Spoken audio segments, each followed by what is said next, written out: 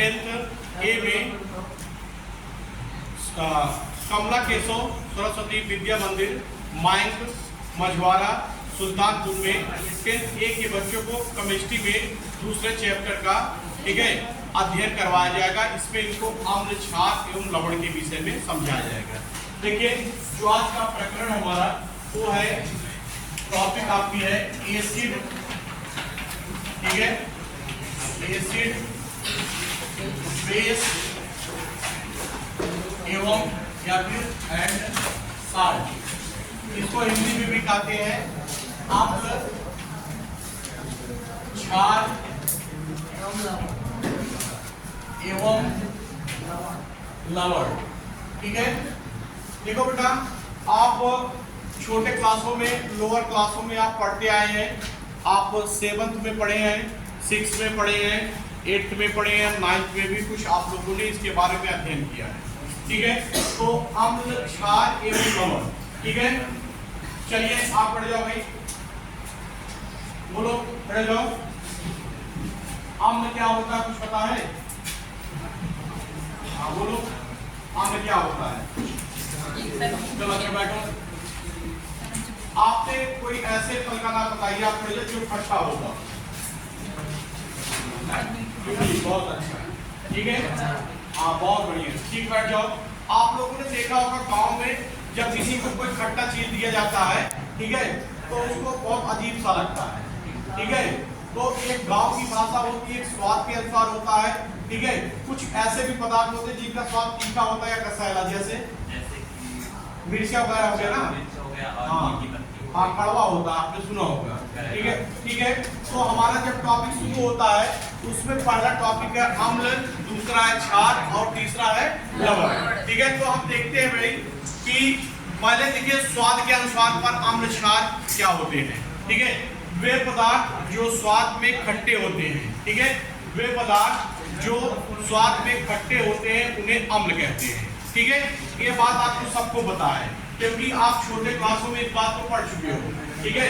जैसे आपने कुछ खट्टे फलों का नाम जानते भी होंगे, जैसे आपका आम हो गया, ठीक है, या फिर संतरा हो गया, ठीक है, या फिर आंवला हो गया। तो ऐसे ही दूसरा स्वाद के आधार पर क्षार भी होता है। ऐसे पदार्थ जिनका स्वाद तीखा या कसैला होता है उन्हें हम क्षार कहते हैं, ठीक है। ऐसे पदार्थ जिनका स्वाद तीखा और कसैला होता है उन्हें क्षार कहते हैं। लेकिन थोड़ा सा जब मॉडिफाई हुआ, आगे आप बढ़े, ठीक है, तो सभी पदार्थों को चखा नहीं जा सकता है, ठीक है, सबको हम खा नहीं सकते, ठीक है, क्योंकि जो एसिड होता है, जो हमारा एसिड होता है वो हमारे पदार्थ को, जैसे जीभ को या अन्य चीजों को टच स्किन के संपर्क में आते ही जला देता है, ठीक है। तो हमने थोड़ा सा मॉडिफाई किया। फिर दूसरी परिभाषा आती है लिटमस पेपर के आधार पर।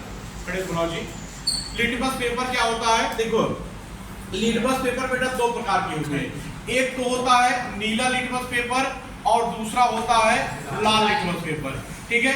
स्वाद के आधार पे आप अम्ल क्षार पहचान लेंगे। लिटमस पेपर के आधार पे अम्ल क्षार क्या होते हैं? वे पदार्थ जो नीले लिटमस पेपर को लाल कर देते हैं उन्हें अम्ल कहते हैं। ध्यान सुनिएगा, वे पदार्थ जो नीले लिटमस पेपर को लाल कर देते हैं उन्हें हम क्या कहते हैं? अम्ल कहते हैं, ठीक है। इसके बाद फिर और दूसरा होता है आपका वे पदार्थ जो लाल लिटमस पेपर को नीला कर देते हैं, ठीक है। वे पदार्थ जो लाल लिटमस पेपर को नीला कर देते हैं उन्हें हम क्षार कहते हैं। बात समझ गए? पहला मैंने स्वाद के आधार पर बताया, जो स्वाद में खट्टे होते हैं उन्हें अम्ल कहते हैं, जिनका स्वाद तीखा या कसैला होता है उन्हें हम क्षार कहते हैं, ठीक है। फिर आपको हमने बताया लिटमस पेपर के आधार पर, लिटमस पेपर के आधार पर क्या होता है बेटा? वे पदार्थ जो नीले लिटमस पेपर को लाल कर देते हैं उन्हें हम अम्ल कहते हैं, ठीक है। और वे पदार्थ जो लाल लिटमस पेपर को नीला कर देते हैं उन्हें हम क्षार कहते हैं, ठीक है। लेकिन सभी तत्वों की, ऐसे सभी यौगिकों की पहचान नहीं हो पाई। फिर एक वैज्ञानिक आते हैं आर्हीनियस। आर्हीनियस जी क्या कहते हैं, ठीक है, इन्होंने इसका जो विचार था, इन्होंने अपना विचार जब प्रस्तुत किया कि बताएं कि जो अगर मान लीजिए हम कोई जलीय विलय लेते हैं, अगर कोई पदार्थ जलीय विलय पे H+ आयन देता है, ठीक है।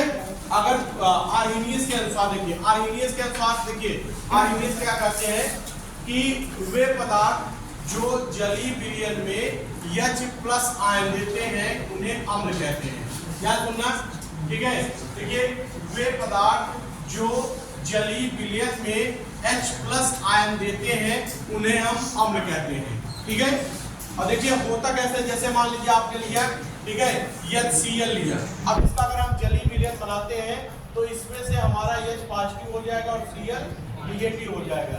या फिर आप H2SO4 लेते हैं, ठीक है, H2SO4, तो सेम कंडीशन उसमें भी यही होती है।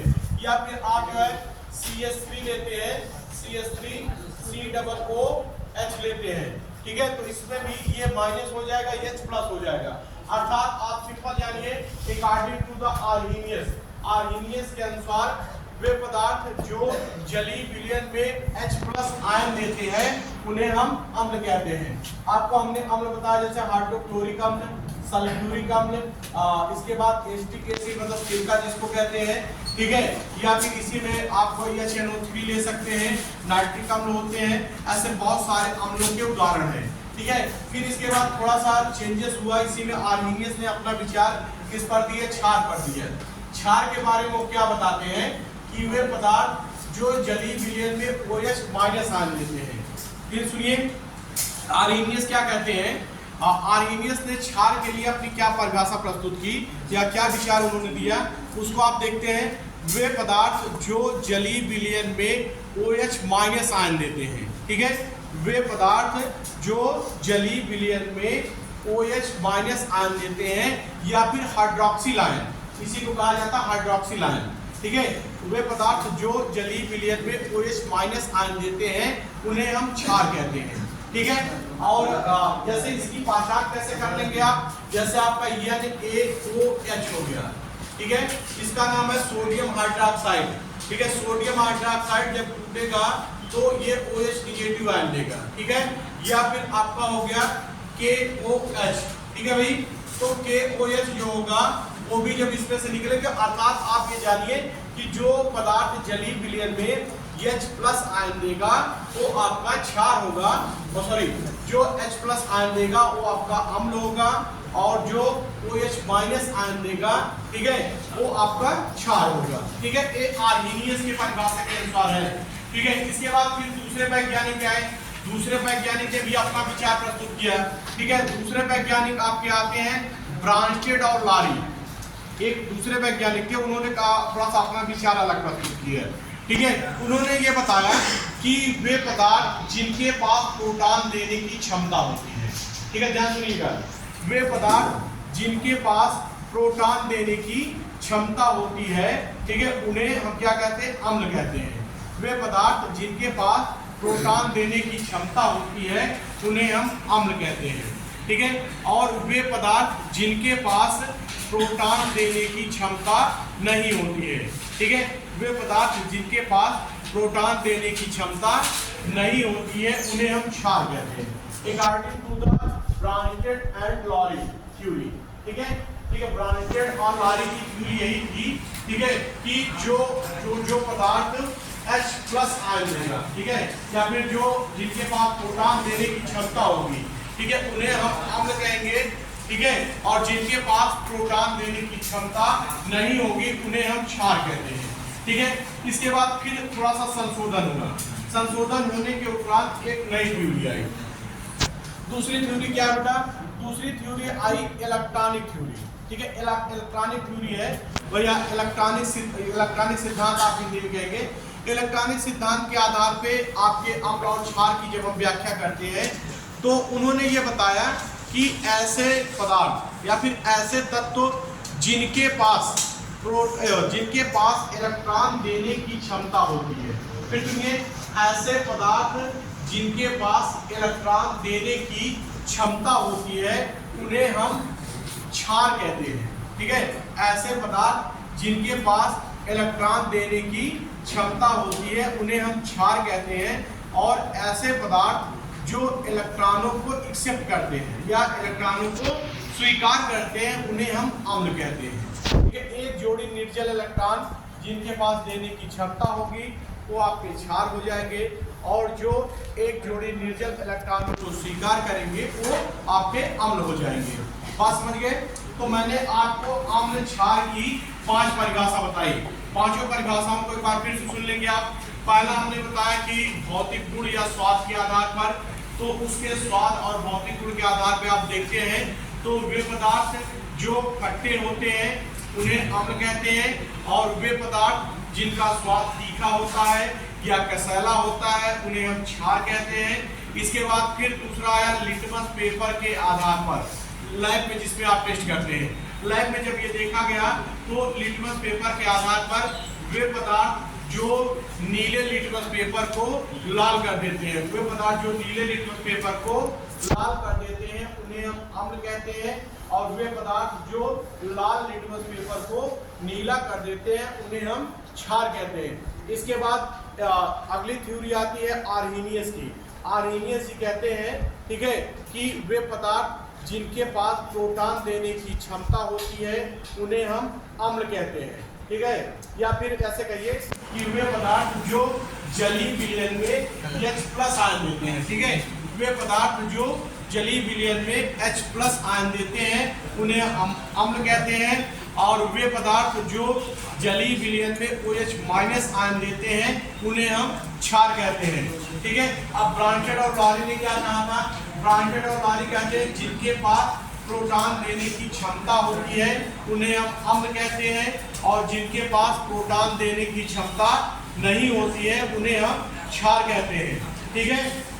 इसके बाद फिर इलेक्ट्रॉनिक सिद्धांत आया। इलेक्ट्रॉनिक सिद्धांत में ये बताया गया कि वे पदार्थ जो एक जोड़ी निर्जत इलेक्ट्रॉन स्वीकार करते हैं, ठीक है, या इलेक्ट्रॉन एक्सेप्ट करते हैं, वो आपके एसिड होते हैं, और वे पदार्थ जो एक जोड़े निर्जत इलेक्ट्रॉन डोनेट करते हैं अर्थात देते हैं उन्हें हम क्या कहते हैं? क्षार कहते हैं, ठीक है। अब देखिए हम आपको बता रहे हैं कुछ अम्लों के नाम और कुछ क्षारों के नाम। अगर हम उदाहरण की बात करते हैं तो हमारा पहला है हाइड्रोक्लोरिक अम्ल। ये आपका अम्ल होता है, इसका नाम है हाइड्रोक्लोरिक अम्ल, इसका केमिकल फार्मूला है HCl। इसके बाद फिर दूसरा होता है आपका H2SO4, इसको कहते हैं सल्फ्यूरिक अम्ल, और इसका साधारण नाम है तेजाब, ठीक है। आप इसको अपने घरों में भी देखे होंगे, इन्वर्टर की जो बैटरी होती है या ट्रैक्टर की बैटरी, ठीक है, अगर सूखी बैटरी नहीं है तो उसमें इसका प्रयोग किया जाता है, ठीक है। फिर अगला है आपका एस्टिक एसिड, जिसको आप सिरका कहते हैं, जिसका फार्मूला होता है CH3COOH, CH3COOH, ठीक है। इसके बाद फिर इसी में HNO3, ठीक है, इसका नाम है नाइट्रिक अम्ल, ठीक है, ये जो होता है नाइट्रिक अम्ल होता है। इसके बाद अगर हम क्षार के उदाहरण की बात करते हैं, ठीक है, क्षार के उदाहरण में देखते हैं तो हमारा NaOH, ठीक है, इसका नाम है सोडियम हाइड्रोक्साइड, इसका नाम है पोटेशियम हाइड्रोक्साइड, ठीक है, पोटेशियम हाइड्रोक्साइड, चाहे आप लेते हैं MgOH, मैग्नीशियम हाइड्रोक्साइड, ठीक है। ऐसे ही बहुत सारे उदाहरण हैं। आप ये जानिए कि जिसमें H होगा, H जो डोनेट करेगा वो आपका अम्ल होगा, जो OH- डोनेट करेगा वो आपका क्षार होगा। अब हम इन चीजों को आप अच्छे से समझ गए, हम क्या करते हैं टॉपिक को आगे बढ़ाते हैं। तो आगे हम पढ़ाते हैं, देखते हैं कि हमारा अगला इसी में टॉपिक है। हमने पहले ही डिसाइड किया था कि हमको अम्ल, क्षार एवं लवण पढ़ना है, ठीक है। तो देखिए भाई अगला टॉपिक है आपका लवण, ठीक है। लवण पे हम चर्चा करते हैं, ठीक है, जिसको इंग्लिश में कहते हैं साल्ट, ठीक है। देखो बहुत सिंपल परिभाषा है, बहुत अच्छी परिभाषा है, ठीक है। आप इसको हिंदी में इंग्लिश में दोनों में आसानी से आसान शब्दों में समझ सकते हैं। जैसे बेटा देखो, जब अम्ल और क्षार, एकदम साधारण बात समझोगे, जब अम्ल और क्षार आपस में क्रिया करते हैं तो जो पदार्थ बनता है उसे हम लवण कहते हैं। इस क्रिया में जल अनिवार्य रूप से बनता है, ठीक है। या ऐसे भी कह सकते हो कि जब अम्ल और क्षार आपस में क्रिया करते हैं तो लवण बनता है, ठीक है। जब अम्ल और क्षार आपस में क्रिया करते हैं तो लवण बनता है। एक उदाहरण के थ्रू मैं बता रहा हूं, जैसे हम लेते हैं NaOH, ये हमारा क्या है? बेस है, ठीक है।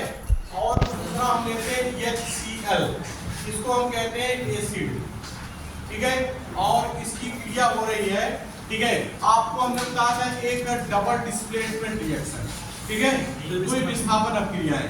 तो द्विविस्थापन की अभिक्रिया होगी, यहाँ पर आपका प्लस हो जाएगा, यहाँ पर माइनस, प्लस और यहाँ पर माइनस, तो ये जो प्लस होगा इस माइनस से जुड़ जाएगा और ये जो आपका प्लस होगा इससे जुड़ जाएगा, तो आपका निर्माण हो जाएगा NaCl प्लस आपका H2O।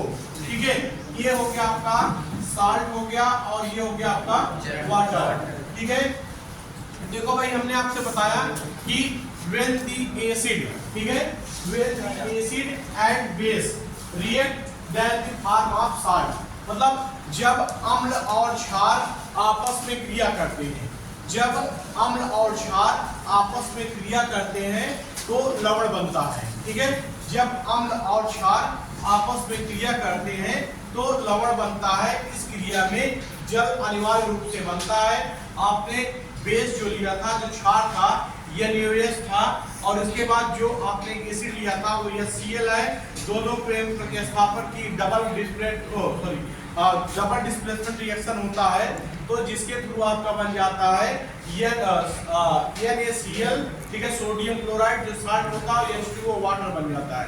ठीक है, कुछ और भी हम आपको, ठीक है, साल्ट के नाम बता रहे हैं, जैसे लवण हो गया आपका NaCl हो गया। दूसरा आपका उदाहरण लवण का बता रहे हैं, जैसे होता है Na2CO3, इसको कहते हैं सोडियम कार्बोनेट। ठीक है, ये आगे आप पढ़ेंगे इसी में। ये सोडियम कार्बोनेट अगर इसी के साथ हम जल मिला देते हैं तो हो जाता है डेकाहाइड्रेट। ठीक है, ऐसे होगा ये सोडियम कार्बोनेट, ये निर्जल होता है, इसको हम कहते हैं धावन सोडा। धावन सोडा या फिर वॉशिंग सोडा कहते हैं, ध्यान सुनते रहिएगा। धावन सोडा या फिर वॉशिंग सोडा जो कपड़ा धोने के लिए उपयोग मिलाते हैं। ठीक है, इसका फार्मूला जैसे ऐसे देखो, ऐसे अगर हम करते हैं तो इसका नाम हो जाता है सोडियम कार्बोनेट। ठीक है, सोडियम कार्बोनेट, और ऐसे करते हैं तो सोडियम कार्बोनेट डेकाहाइड्रेट। ठीक है, ये इसका रासायनिक नाम है और इसका साधारण नाम होता है धावन सोडा। धावन सोडा कह सकते हो और इंग्लिश में इसको कह सकते हो वॉशिंग सोडा, जिसको घर में आप निरमा पाउडर कहते हो। ठीक, घर में प्रयोग में लाते हो। फिर अगला होता है आपका, अगला उदाहरण है NaHCO3। ठीक है, इसको कहते हैं हम सोडियम बाइकार्बोनेट। इसको कहते हैं सोडियम बाइकार्बोनेट। सोडियम बाइकार्बोनेट ये जो होता है खाने वाला सोडा होता है, इसको हिंदी में कहते हैं खाने वाला सोडा। आपने देखा होगा अपने घरों में, जब आपके स्थान घर में गुलगुला जानते हैं ना, गुलगुला जब बनता है या फिर जो है ठकुआ बनता है तो उसमें खाने वाला सोडा मिलाया जाता है, जिससे उसका सोलिंग जो होती है उसमें ज्यादा हो जाती है। ठीक है, बड़े बड़े आप गुलगुला वगैरह खाते हैं ना, पकौड़ा खाते हैं, तो ठीक है, उसमें भी ये प्रयोग किए जाते हैं। ये खाने वाला सोडा है। ठीक है, ये सब कॉमन सूत्र है और ये एक नंबर में पूछे भी जाते हैं। जैसे आपका बोर्ड में कैसे प्रश्न आएगा कि खाने वाले सोडा का रासायनिक नाम व अणुसूत्र लिखिए, ये एक नंबर के पेपर में आता है। ठीक है, अगर आपके पास मॉडल पेपर होगा तो आप घर पे देखेंगे, तो इसका आप सूत्र लिखेंगे Na2CO3। ठीक है, .10H2O, इसका रासायनिक नाम हो जाएगा सोडियम बाइकार्बोनेट डेकाहाइड्रेट। ठीक है, और हिंदी नाम हो जाएगा इसका धावन सोडा। ठीक है, और इसका होता है NaHCO3, जिसको कहते हैं सोडियम बाइकार्बोनेट। ठीक है, इसको कहते हैं, ठीक है, बेकिंग सोडा या खाने वाला सोडा कहते हैं। इसको कपड़ा धोने वाला भी कह सकते हैं। ठीक है, इसके बाद अगला है आपका, इसी में दूसरा एक उदाहरण में बता रहा हूँ फिटकरी का। जैसे देखो, फिटकरी का सूत्र होता है K2SO4 Al2SO4 का 4,24H2O। ठीक है, ध्यान सुनिएगा भाई, सूत्र बहुत इंपॉर्टेंट है।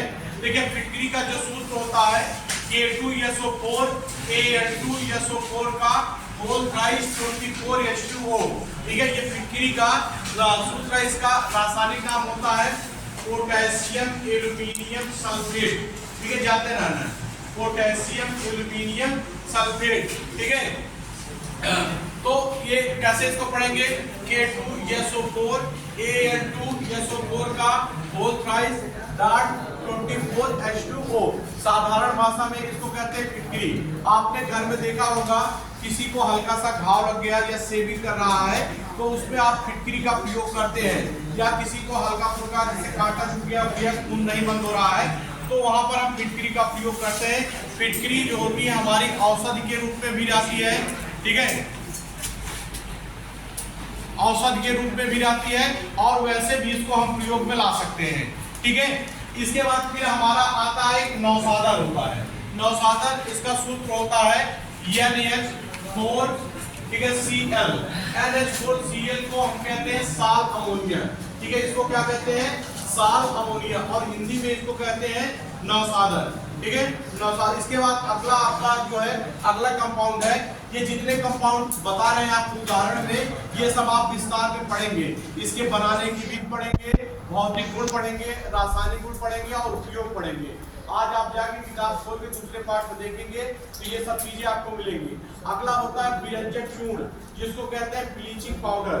ब्लीचिंग पाउडर का जो फार्मूला होता है CaOCl2, ठीक है, ठीक है, इसको कहते हैं कैल्शियम ऑक्सीक्लोराइड या फिर कैल्शियम हाइपोक्लोराइड, ठीक है, इसका रासायनिक नाम होता है CaOCl2। इसको कहते हैं कैल्शियम ऑक्सीक्लोराइड या फिर कैल्शियम हाइपोक्लोराइड, आप दोनों नामों से इसको जान सकते हैं। तो इतने उदाहरण आपके लिए बहुत हैं। एक उदाहरण साल्ट का एक उदाहरण हो गया आपका NaCl हो गया, ठीक है, ये साधारण होता है। इसके बाद आपको बताया मैंने कि Na2, ठीक है, Na2CO3 बताया, सोडियम कार्बोनेट डिकाहाइड्रेट। इसके बाद हमने आपको बताया NaSCO3 सोडियम बाइकार्बोनेट। फिर आपको बात फिर मैंने बताया K2SO4 Al2SO4 का होल साइड 24H2O। इसके बाद फिर आपको बताया मैंने साल अमोनिया, जिसको हिंदी में नौसादर कहते हैं, ठीक है। इसके बाद CaOCl2, ठीक है, आपको बताया गया कैल्शियम ऑक्सीक्लोराइड या फिर कैल्शियम हाइपोक्लोराइड। फिर हम क्या करते हैं, टॉपिक को आगे बढ़ाते हैं, ठीक है। टॉपिक को जब हम आगे बढ़ाते हैं तो उसमें ये देखते हैं कि हमारा लवण जो होता है वो कितने प्रकार का होता है, ठीक है। लवण के प्रकार की बात करते हैं तो लवण जो होते हैं मुख्य रूप से 6 प्रकार के होते हैं। लवण जो होता है वो हमारा मुख्य रूप से 6 प्रकार का होता है। पहला होता है सामान्य लवण, सब लोग ध्यान से सुनेंगे और मन में दोहराएंगे। पहला होता है सामान्य लवण, ठीक है, पहला सबको समझ में आ गया, सामान्य लवण। दूसरा होता है हमारा